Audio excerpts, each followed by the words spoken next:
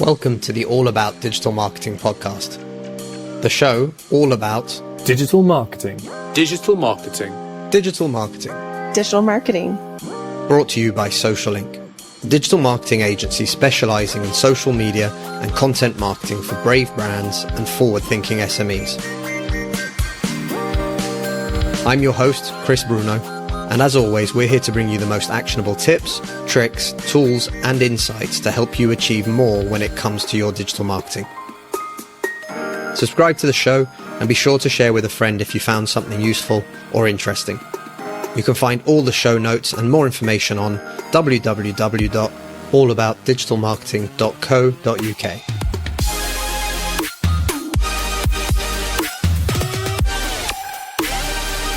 Briona, thank you so much for joining us today on the podcast. No problem, Chris. Thanks very much for having me on. It's always our pleasure. Can you tell people a little bit about yourself? And also, I believe you're the product manager of Design Wizard. So maybe start with a little introduction on that as well. Yeah, perfect. Product manager of Design Wizard. We are a graphic design software tool. So it's kind of split between a video editor and an image editor, and it's for people who don't have design experience and, don't have a budget to be creating and producing videos. So it's like our target market are other businesses, marketers, entrepreneurs, people who need to be creating high quality content, high quality videos and images, and they need to do it quickly and they need to do it easily. So we offer the solution to that. Where it all started, our sister company is called Wavebreak Media, and we started as a stock footage and photography company 13 years ago. So now we're actually one of the leading stockists. Our partners are, the big boys like iStock, Shutterstock, Getty. Very much a B2B business, and we just accumulated so many assets, so much content that our CEO Sean Pryor decided to kind of push on, make another product, and that's where Design Wizard came from. That's awesome. So basically, it was born out of kind of something that was already happening and something completely different. Yes. And then kind of you end up with a solution that's almost ready-made for you, built on the ideas of everything else that you'd already done. Yeah, that's it. Yeah, that's it. And Wavebreak Media is still thriving. That's actually where I started. I used to work in art direction over there, and then when Design Wizard was being developed and about to be launched, I wanted to make the move. I just saw so much potential in Design Wizard, so I moved from Wavebreak over here, and so I've been here from the very start, from kind of day one. But yeah, that's it exactly. That's really where it all began. That's awesome. Okay. So, well, obviously we all know that content is key, or king, as they say so often. But the idea of graphics and imagery, it is something that's a real challenge, especially for small businesses, because, yes. Not everybody is creative, in inverted commas. And actually it's very challenging for a lot of people to realize that we're not saying that you have to be able to draw or paint the Mona Lisa. What we're actually saying is you need to create content that's eye-catching, that's nice, that looks good. And actually, this is exactly what the tool does really for people. No matter what their skill level is or anything else, they can go in and they can start playing around with things to try and make an image or to make social media posts or whatever it might be, and make them actually a little bit more engaging than potentially what somebody might do if they only have basic knowledge of paint, for example. Absolutely. And I think because we're fortunate to have so many teams in Wavebreak Media that we share. So we have the graphic design team, animation, video department. So we have professionals making content. And then from that content, we create templates. So those templates then can be used by our customers and the members of Design Wizard. So it just makes it a lot easier. I think what business is, when you talk about creating content, there can be a little bit of almost panic around it, like you have to post the social media post, you have to do this, you have to be talking online in order to get any kind of engagement. But what we always sort of bring it back to is people just need to communicate what they're doing. They need to talk to their customers. And if you kind of strip back content to that and what it is, it just makes it easier for for our users and our customers to have a good idea of what they want to do. So we offer them an inspiration in terms of design templates, in terms of what you can do with color and composition and layout. And then all they need to bring to the table is what they want to communicate to their customers and to their audience. We're very much focused on our customers' goals and how we can help them achieve their goals, I couldn't agree with you more. And when you're saying it there, it's something that I hammer into people about so much.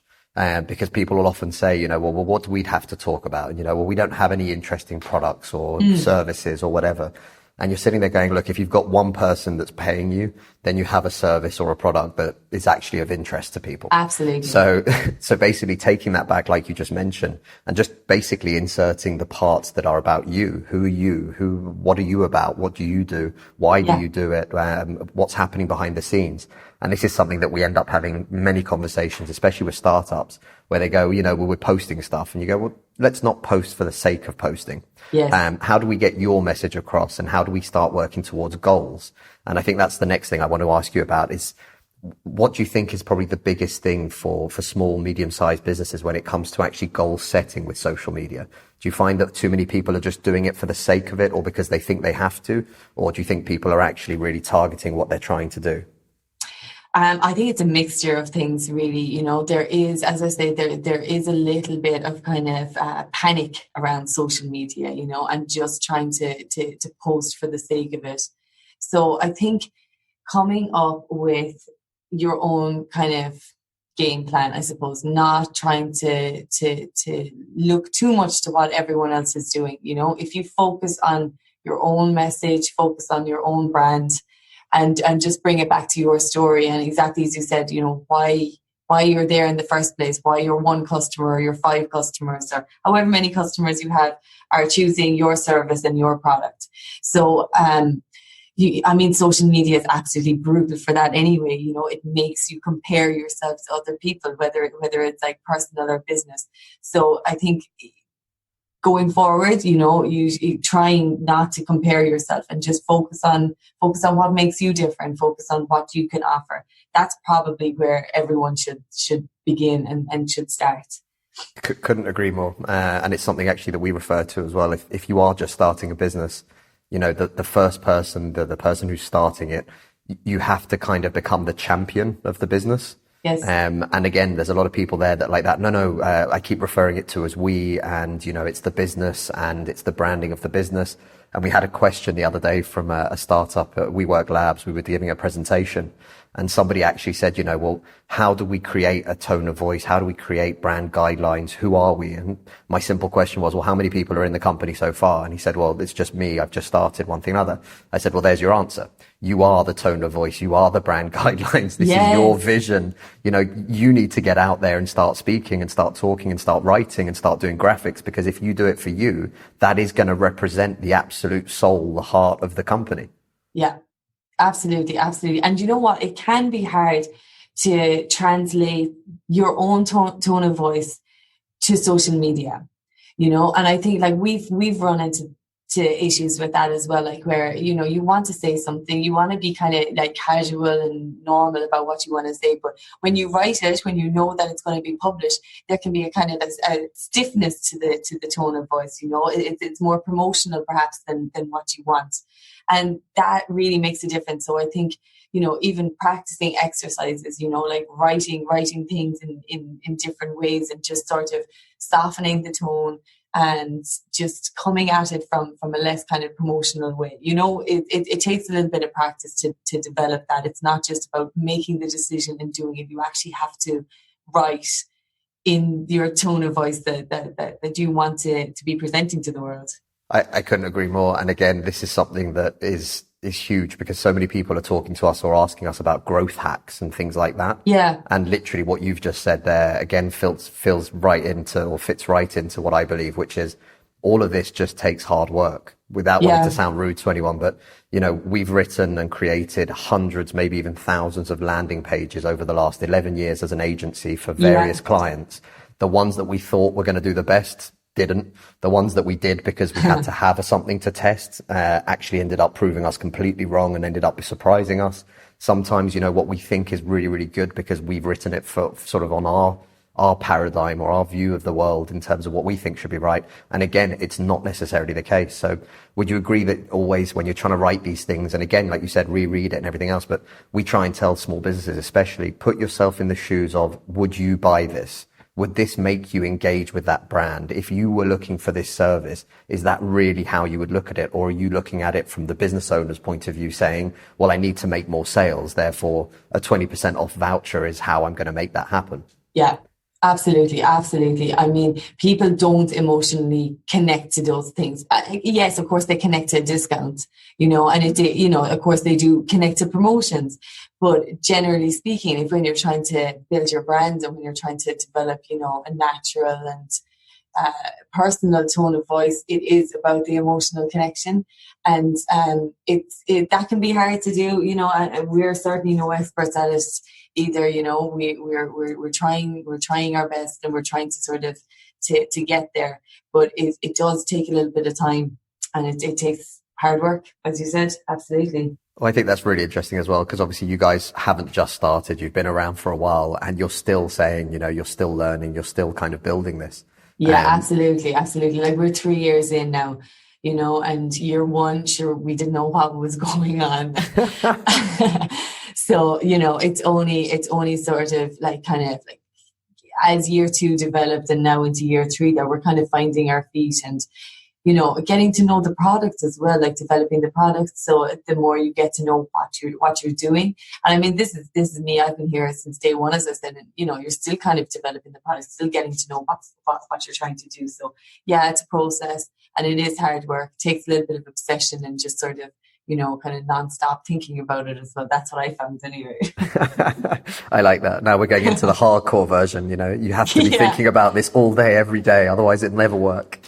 I mean, there is a bit of that, obviously it depends on the product as well. Like Design Wizard is a mammoth product, We also have another product called Pick Wizard. So that's a free stock video and image site.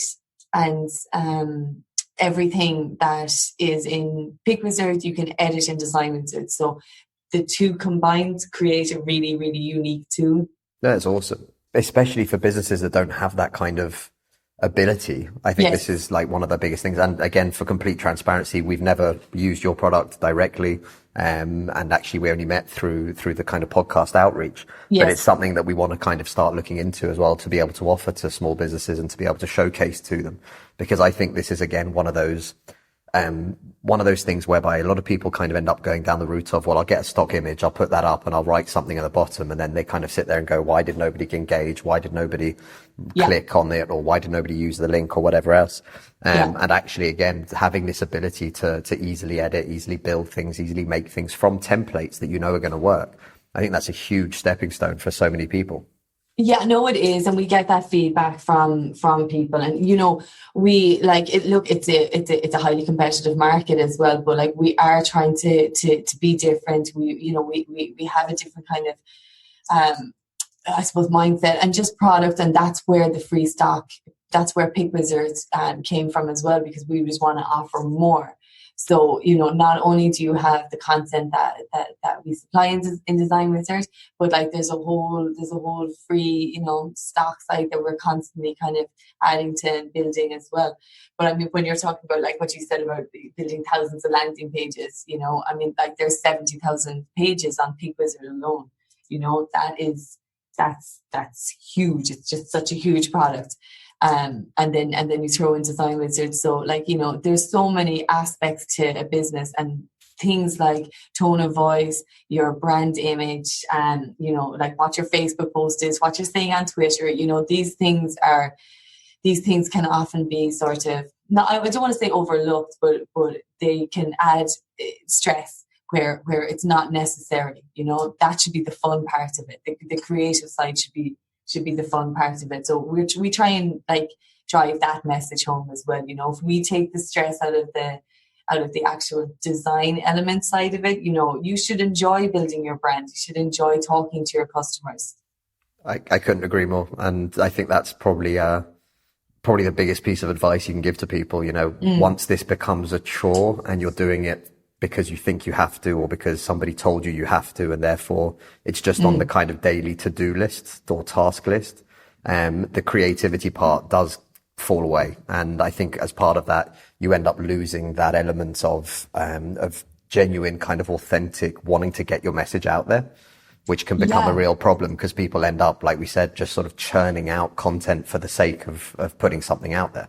Yeah, and the audience picks up on that. So like, especially if you're trying to build organically, you like no engagement, no likes, no comments. So you're chatting away to an empty room, and that's discouraging. So I think trying to keep the enthusiasm and the fun and the passion behind what you're doing. Otherwise, like, why are you doing it? Obviously to make a living, I get that. But, it should be a positive experience. You should try and make it as fun as possible, I believe, anyway.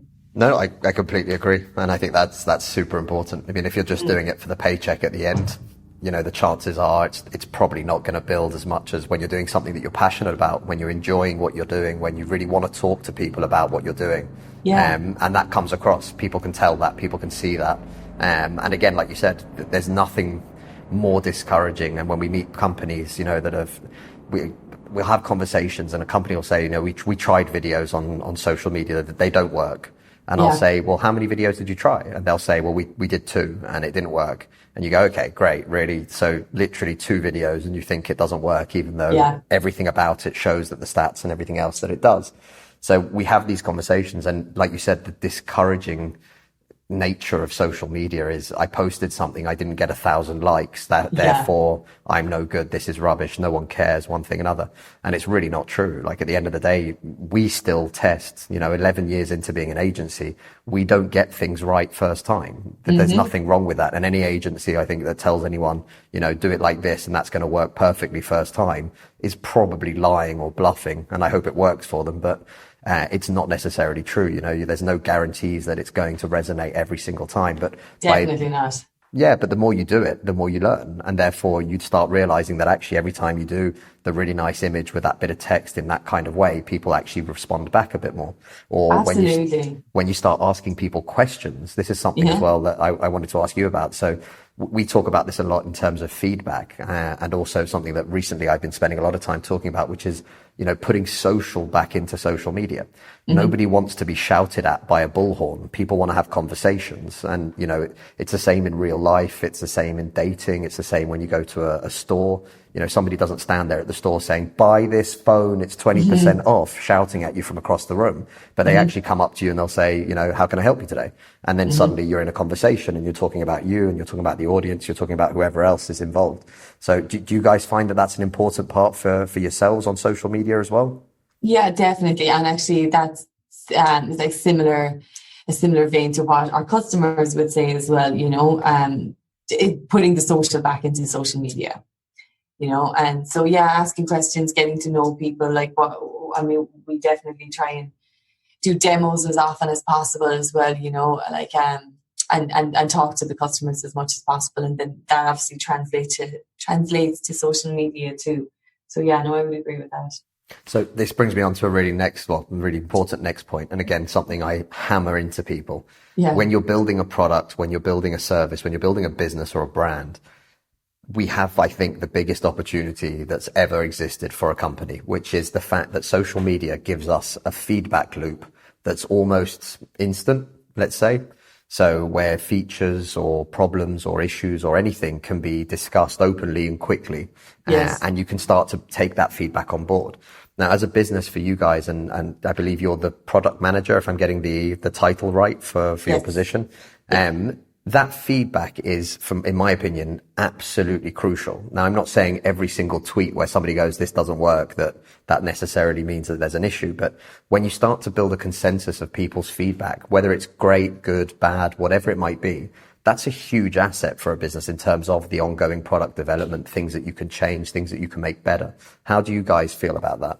Oh, listen, absolutely. Honestly, the foundation is based on our customer feedback. These are people, like, we've got a free plan and then we've got paid plans. So it doesn't matter what the person is using Design With It for. We want and appreciate and welcome their feedback.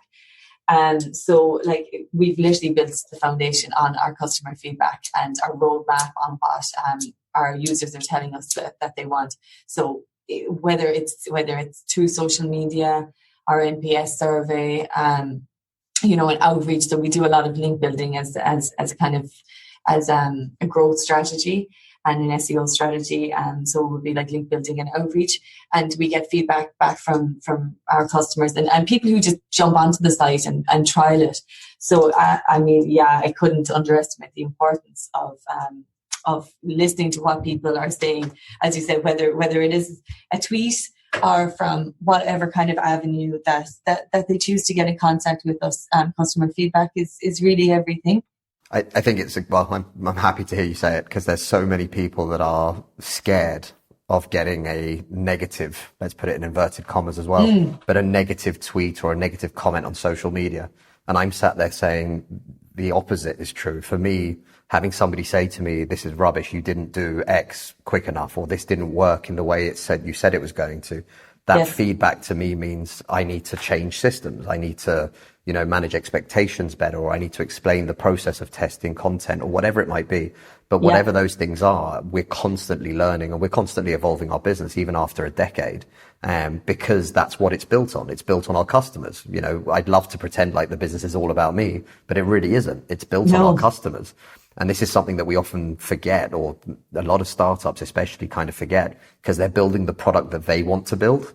Mm-hmm. And I think that's the really interesting part. So the fact that you're agreeing on there, saying, you know, that feedback, that kind of content coming back from people saying, you know, this or that didn't work as well as it should, or this was a bit more complicated. It allows you to then make changes or developments in the product that in future resolve that problem, not just for that one person, for those 10 people, but for everybody else going forward. Absolutely. I mean, to be honest, I even think the negative feedback is more important than the positive stuff, you know. I love to convert a detractor or someone that we've annoyed in some way, someone that experience wasn't perfect. In design wins, it happens in every product and service. So like just nurturing that person, giving us a second chance to kind of to prove ourselves, to show them that actually we can do what we say, you know, we can offer what they want. And so turning someone who has been critical into a promoter, or someone that's happy to stay with us, you know, that's just a great feeling and achievement, and it's something that we strive to do. And like when it's on social media, like it's that public side of it, isn't it? It's, you know, if someone says something negative, it's the fear that other people will see it. And, you know, so I do understand why people have a fear around that. But look, you can't be building a product, you can't be promoting a product or service without a bit of thick skin. And you need that in this day and age anyway, like you know, the social media landscape. You need a bit of a thick skin. So no, I absolutely welcome everything. Obviously, it's great to get the positive stuff. You know, you want to give them virtual hugs when someone says, "We love you. Your product's amazing. You changed this. It got us this conversion rate, whatever it is." When we help people achieve their goals straight off, you know, that's completely invaluable, and that means that we're doing something right, and it's very encouraging. But there is so much benefit to when people didn't have the best experience and working on that and learning from that. You know, fail fast. That's something that we say here, you know, like if you fail fast and learn from it quickly and move on. You mentioned growth hacking as well. That's something that we did last year. We're going to start it up again, but actually we got so many growth hack experiments approved that we have to give IT a break and a chance to actually implement some of these growth hacks. But, you know, all those things come back and you know, it's all about testing. It's all about the growth mindset, building, and just, you know, trucking on basically, you know, keep going. So I think that's the really important part. Again, you've added it in there, you know, it's constantly experimenting, it's constantly trying. And so my personal hatred for the term growth hack is because people who don't understand the element of everything that you're saying there, you know, there's 100 ways to growth hack in inverted commas. But what we actually mean is, you know, there's 100 new experiments that you can try. There's 100 new techniques, tips, tools, tricks, whatever you want to call them, that you can try for your business. But actually the way that you're going to make it work and have that building mindset and that growth mindset is actually from saying, you know, we've got all of these things that we want to try, and now we're going to start testing them and experimenting. But I think where people get stuck, or especially for smaller businesses where they don't necessarily have as much experience in the marketing side of things, people get stuck because they see somebody offering the latest growth hack special. And they think that by doing that one thing, that everything's going to change in their business. Yes. Okay. So one size does not fit all. Absolutely. Sure. Yeah. That's the key. I keep trying to tell people, you know, if you're looking for that magic button that you press on Facebook that takes you to £1 million business, it does not exist. Like, it's just impossible. And anyone who tells you it is lying, basically. And so when we end up talking to people, you know, they'll have told us that they tried to create a funnel, for example. And again, they'll say it didn't work. And I'll say, okay, well, great. How many funnels did you try in total? And they'll say 1. And I'll say, okay, and did you test anything on those pages? And they'll be like that, no. And then they'll say to me, so funnels don't work for our business. And you'll be sat there going, again, no. And it's not because somebody else sold you on the idea that if you create this one funnel, your business will be revolutionized.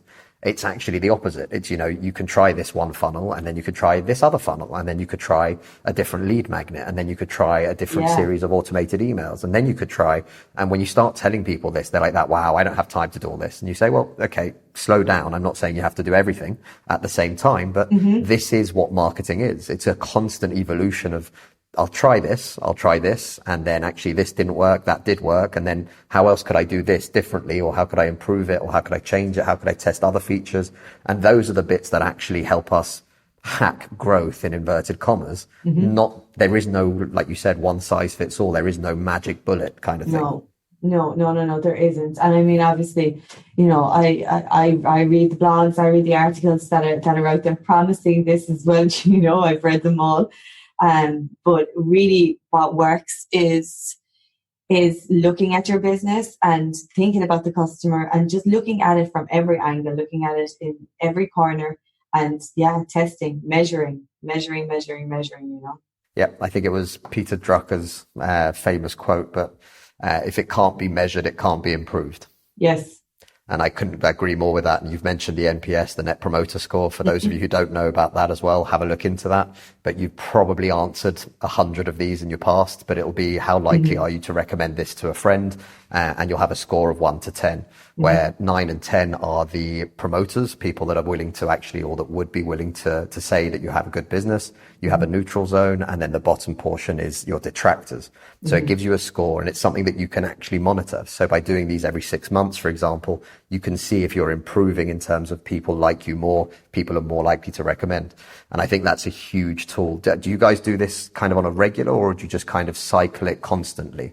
Cycle it constantly. Fantastic. Okay. So we we do data dives into the responses as well, you know, and so it's fascinating. I look at it on a daily basis. Every single morning I come in and I see what people have scored us the day before, and you know, like look at the promoters, look at the passives, which is 7 and 8. I always think that those people are more likely to convert to be promoters. You know, if they're like a bit they still haven't said that they don't like us. You know, there's just something. So I think they're easier to, you know, they're easy to talk to. And then, as I said, the detractors, which is a big chunk, like that's from 0 to 6 or 6 to 0, whichever way you want to look at it.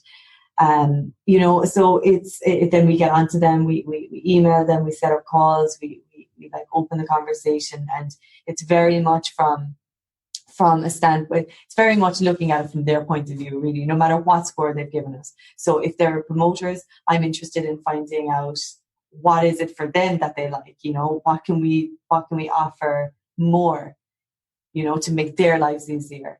If they're kind of middle of the road, then, you know, why are they middle of the road? What else can we offer? And then obviously if there's someone that hasn't had a good experience, you know, what can we possibly do to sort of change your mind and to show you more and to improve your experience and to make your life easier, you know. So it's really, really about the customer.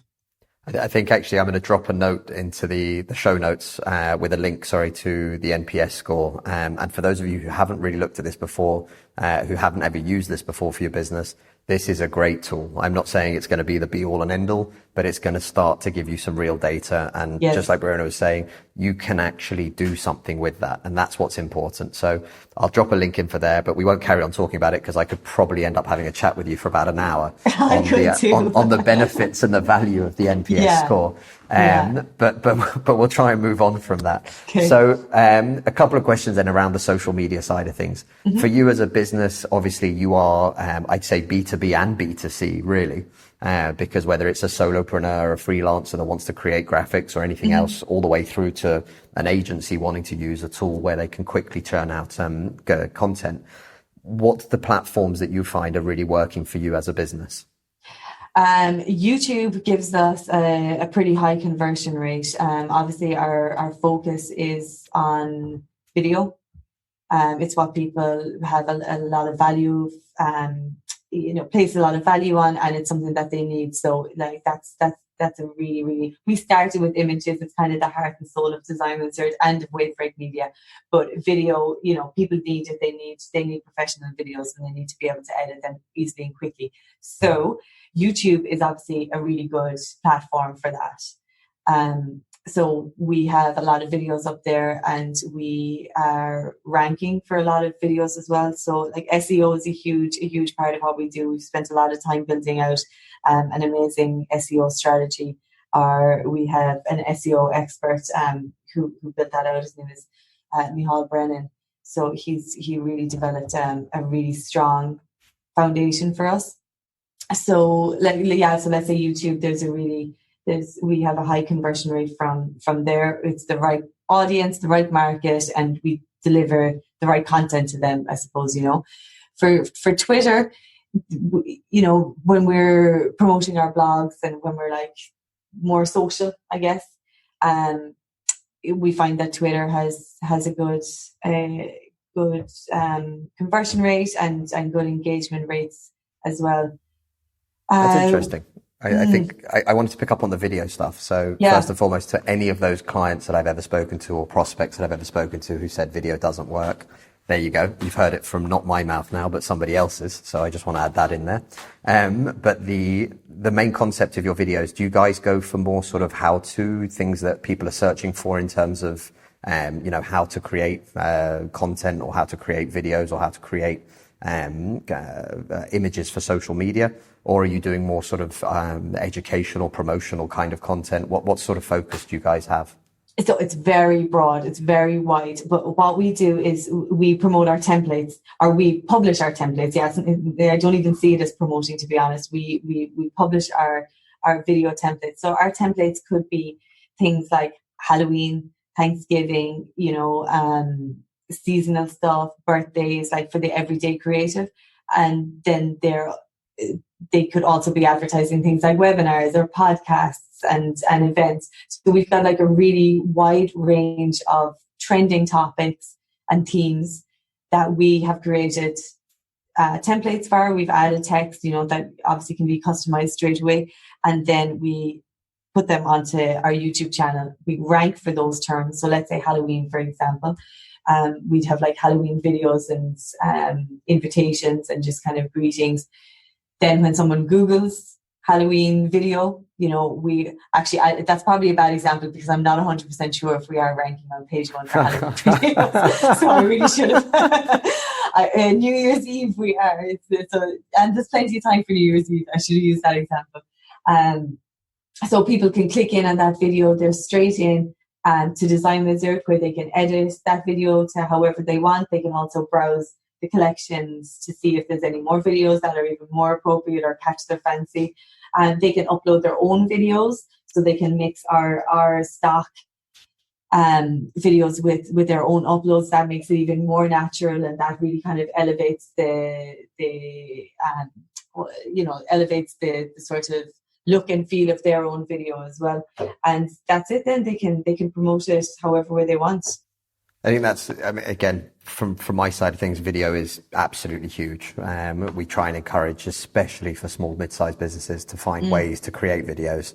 And there are platforms out there, including Design Wizard, that you can use to do that. But also, we feel that actually using things like Facebook Live, for example, is an incredibly easy way to start showcasing who you really are as a business. Absolutely. And it's something that, again, not enough people do. Then I think there's always that little bit of a fear of, if I put myself forward or if I'm front and center, what will people say? And I think people they let that kind of fear block them from actually showcasing a little bit about themselves, talking naturally about who they are, what they do, which is all things, that require very little preparation for most of us. We know who we are. We know what we do as a business owner, for example. And actually this ability, for me, I think is probably one of the biggest opportunities right now. That, with an iPhone in your pocket, you have 4K or at least HD definition broadcasting opportunities that just simply did not exist 10 years ago.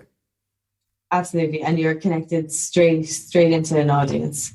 Yeah, well, straight into an audience, and then that video is there afterwards, which again is another huge thing. I mean, I can remember, I'm going back a little while now, and probably showing my age, but I can remember having to pay, Wistia a good amount of money to be able to actually host all our video content that we were creating. And literally these things used to rack up in terms of money. Now I look at it and I'm sat there going, okay, well, back in May as an agency, we did 30 days of live as a challenge. And every day somebody on the team went live on one platform or the other. And literally, we must have created, 20, 30 hours worth of content that's all hosted absolutely free. We haven't paid a penny to anyone for any hosting or anything else. We didn't have to bring in any special equipment or anything like that. And we've got high definition broadcast quality content that cost us nothing, basically, other than our time and our effort to go live and click a couple of buttons. Wow, that's really interesting. Like the 30-day challenge, like what kind of return did you get from that? What kind of feedback did you get? We had huge amount of views of all the content across the platforms. I can't remember the exact figures, but we're talking in the tens of thousands of views over all the different platforms put together. But what was really interesting about it was actually the comments. So we were invited to an award ceremony, which unfortunately at that time we didn't win anything. But when we arrived, most of the guys, we hadn't actually ever met a lot of these people in person. We kind of connected through social or whatever else. And these people sort of would start talking. They'd be like, oh my God, you guys are from Social Link. You're everywhere. And this was something that was really interesting for us because it was the power of how much of this content just kept going round and around and around. And every time we thought it was dead, somebody would click like on Twitter, for example, and that would get shown to their friends and say, well, these guys like this. Have you seen it or anything else? And it kind of just had this trickle on effect. But, we've got a couple of live AMAs that have hit sort of 1,000, 1,200 views of a piece of content. And again, we're still a small business. We don't refer to ourselves as being a massive agency or anything else. We don't have hundreds of thousands of pounds of budget to spend on our own marketing or anything like that. But actually that content is still performing for us today. People still find it. The views keep trickling up. Our YouTube channel has a copy of everything as well. Our Facebook, which is where we put most of the content at the beginning, it's still driving views organically, and people are finding this content through completely no kind of express intention after that kind of initial May, June period when we were sharing it. Now we've kind of stopped sharing it, but people are finding our blog. I think we rank number 1 now for 30 days of live as a challenge that we've done. When all these little things help businesses to actually get out there and for people to really understand who we are and what we're about. And that's the most important thing. People feel that they can connect to us better because they understand that actually, if I say something to someone, sometimes they don't take it as well as they might want to hear, especially when you're talking or identifying issues with somebody's marketing. People can take it very personally. And actually when they realize that, no, we are constantly doing it. We'll talk about ourselves. We'll talk about our own failures. We'll talk about where we've gone right or where we've gone wrong. We'll often bring the whole team together and do a live AMA with all 4 of us, for example, talking about the core products and the core systems and the core reasons why we do things. And I think that's what, for me anyway, it's what it's all about. It's continuously giving something to an audience so that they can better understand who you are and what you're about. Yeah, no, that's very interesting. I love that 30-day challenge because, I'd imagine that it kind of became a habit, became part of your day. Then, you're just building on that momentum, building that energy, So that's really interesting. I must read that blog actually. I'll ping you the link afterwards. But we then followed that up in June, and then my team hated me because the challenge became 100 blogs in 30 days. And if you're a small team of 4 people, with, we work with other freelancers and stuff like that. But when you say, 100 blogs split over 4 people, it starts to look like a hell of a lot of content. But it is a hell of a lot of content. Yeah, it really was. But that was again one of those things where, we learned so much from it. We learned so much about processing and systemizing what we were doing. How we get that kind of content from idea to written to scheduled or drafted to then published to then shared. And all of these things, again, we do these challenges to kind of prove a point, which is, if we can do 30 days of live or 100 blogs in 30 days, nobody has any excuse not to get 1 blog up a week or absolutely not to go live once a week or whatever it might be. And I think that's the important part. Again, it's trying to encourage people to get away from the norm and actually start focusing on what they could do, which they haven't done before and they could try, and that doesn't have any cost involved, but can start to help them to build.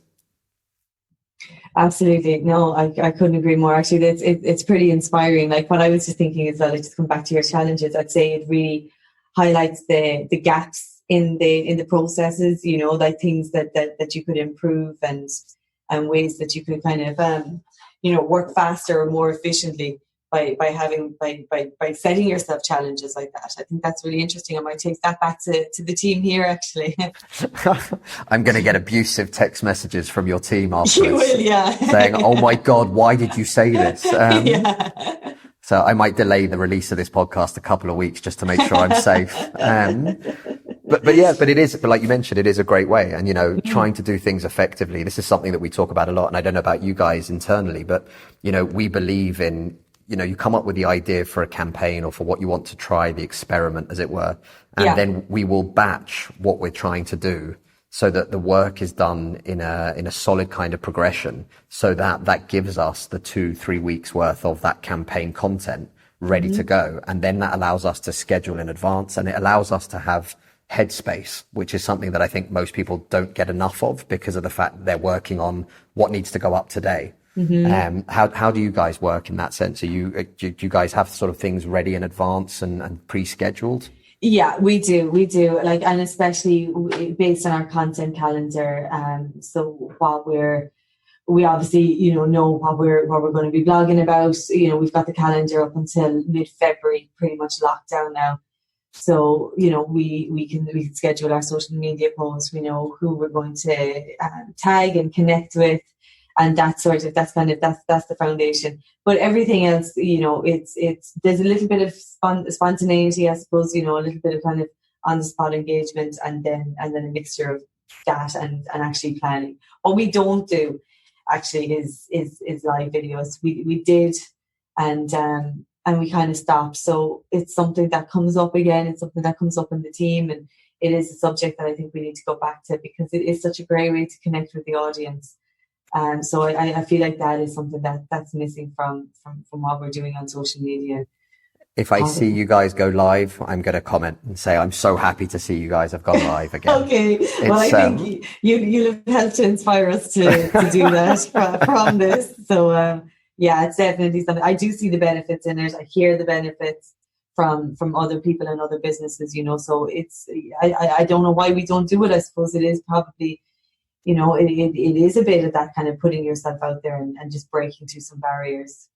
Yeah, so I think we need to. And again, it doesn't have to be, a lot of people think you have to sort of end up doing a 24-hour marathon kind of stream or something, but you don't need to.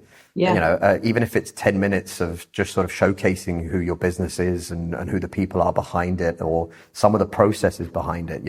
It doesn't matter what you do, whether it's an accountancy firm or you bake cupcakes. Absolutely. It doesn't really matter, but you have something to talk about, and you have a whole system and process in the background, and you have people in the background, and you have all of these wonderful things that you can share with people.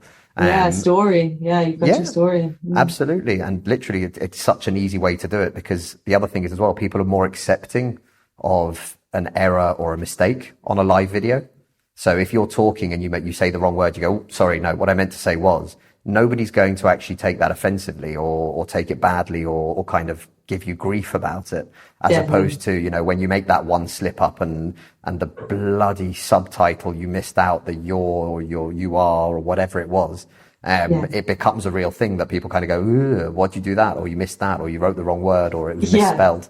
And it's a strange one. But again, it's just, like you mentioned earlier, there's no one size fits all, but I definitely like to recommend to as many people as possible to try and take advantage of the live capabilities of all the platforms. Yeah, that makes sense. Makes sense. Okay, right. Well, we'll wrap up in a second, but what's your favorite personal use, social media network? Instagram. Third in the row. Since I introduced this question, you are the third guest in a row to say Instagram. So I have to ask you why. I just find it interesting. I really do. Like my personal Instagram, I follow kind of who I want to. I actually end up following a lot of people that I don't know. I think that's the difference. So on Facebook, when I log onto Facebook and I see, my neighbours going on holiday and, my old school friends just got a new job. Like it's different. It's nice to my neighbour, my old school friend. It's nice, but there's a different feel off Instagram. And I suppose it's just, it's more of a snapshot into people's lives. I'm a very visual person as well. So, just the way that the platform is laid out appeals to me. And I like the stories. Yeah, definitely. Do you look at more content, or do you post quite a lot of content? No, I look at more. Okay. Voyeur. That's a really bad way of term to use it as, but yes, I understand what you're trying to say, I hope. And I mean it okay. Let's just back up, okay? Cut that bit out. Yeah. No, I think that's great. Well, I mean, to be fair, I'm a big fan of Insta as well. Is your Instagram open? Is it public? It is. Oh, okay. Now you have to tell people then the username so that they can go follow you. Sure, I'd love it. It's Briona, Briona, Gallagher. Perfect. Okay, we'll add that to the show notes as well, so that people can come stalk you or voyeur you, and you can see how it feels. But no, that's great. I've ended terribly badly now. It was going so well. It's going so well. It's just all imploded now. Okay, so where can people find yourselves, Design Wizard, and yourself personally, if they want to connect for any questions or anything they might have about the platform? Yeah, perfect. So it's designwizard.com. That's for the website, and for social, or for any of the usernames. Are you guys? It's all Get Design Wizard. Okay. So across the board, Get Design Wizard. And then there's Pick Wizard. So it's pikwizard.com. Perfect. That's the stock. That's the stock. That's the free stock. And I'm just on social as Briona Gallagher. So you'll find me there as well. Fantastic. Well, listen, thank you so much for coming on today. I think it's been a really interesting conversation. Thanks so much, Chris. Yeah, I really enjoyed it. And who knows, hopefully we'll have you on here again sometime. Yeah, I'd love it. Yeah, stay in touch anyway. Thank you so much. Thank you. Bye. The All About Digital Marketing podcast is brought to you by Social Inc., a distributed digital marketing agency specialized in delivering results through online campaigns. Whether it's content marketing, social media marketing, online advertising, or web design, we've got you covered, from strategy through to delivery. If you're struggling with your digital marketing, get in touch today by simply visiting www.socialinc.co.